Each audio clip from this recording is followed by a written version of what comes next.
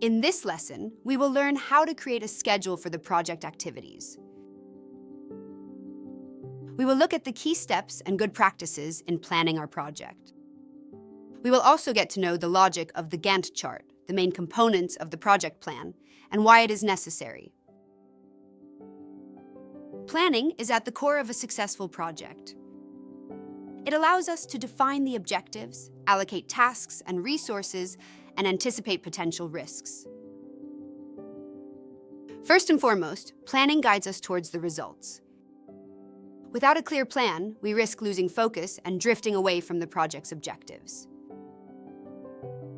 Secondly, planning ensures sustainability and control. With a good plan, we can monitor progress, account for changes, and maintain stability during implementation. And last but not least, planning helps prevent mistakes. When we are prepared, risks are anticipated and our responses are timely. Inexperienced teams often underestimate the planning phase, which leads to unclear objectives, poor quality results, and inefficient use of resources.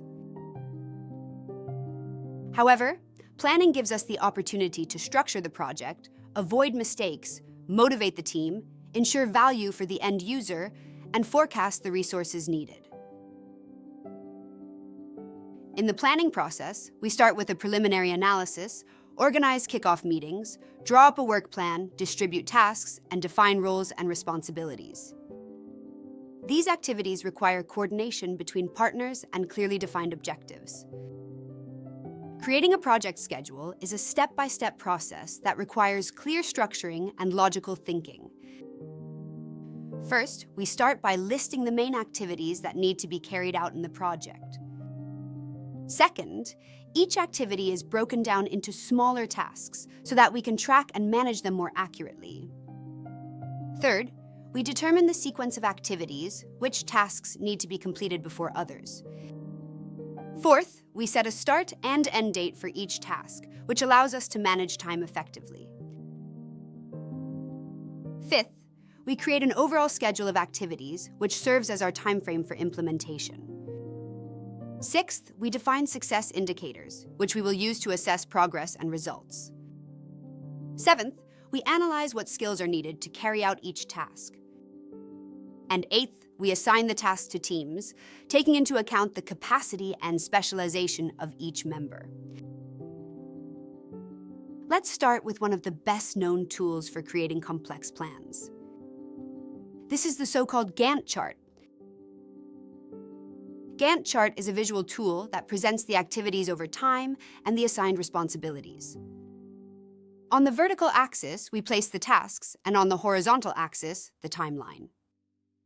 Opposite each task, there is a bar showing when it starts and how long it lasts. We can see that the tasks are broken down into smaller activities to make them easier to implement.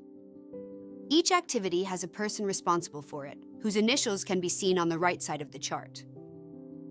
The responsible persons are part of the project team, but they may also be external contractors. The chart shows the hierarchy of activities, tasks, responsible persons, and their duration. In addition, we can include dependencies between activities, deadlines, and indicators of progress. The format of the chart is flexible and can be adapted to the project's needs. This chart was created by Henry Gantt at the beginning of the last century in order to visualize production progress. At that time, the plan was drawn on paper and was initially used in industrial projects, whereas today it is one of the key tools for managing the time, resources, and responsibilities of the team and partners. A well-planned project starts with a well-prepared team. It is a good idea to involve all participants right from the initial planning stage. Leave time buffers, because not everything goes according to plan. Consult specialists whenever you're unsure about something or when the project is facing a risk. Do not underestimate the role of management and communication. They are at the core of the whole process. Update the schedule whenever there is a change, as this creates transparency, predictability, and trust. Flexibility is also key. The project plan is not a static document, but a tool that should work for you. The Gantt chart is an excellent tool when the project has clearly defined phases and sequential activities. It visualizes time, tasks, and dependencies in a clear and structured way. For innovative or more complex projects, where changes and rework are often needed, this approach may turn out to be too limiting. For example, flexible methodologies, such as agile or design thinking, require adaptability and dynamic planning beyond the linear structure of the Gantt chart.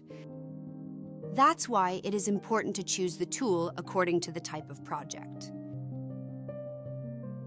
According to PMI's Project Management Guide, every comprehensive project plan should include several key components. The communications plan, the risk management plan, the stakeholder management plan, and the change management plan are core elements that ensure the project will be managed effectively. Once the schedules have been developed, the team already has a good understanding of the links between tasks, the allocation of responsibilities, and the required budget. Consultations with partners are also important. Each of them should have a specific role and contribution to the project. You should remember that neglecting these aspects may lead to project failure.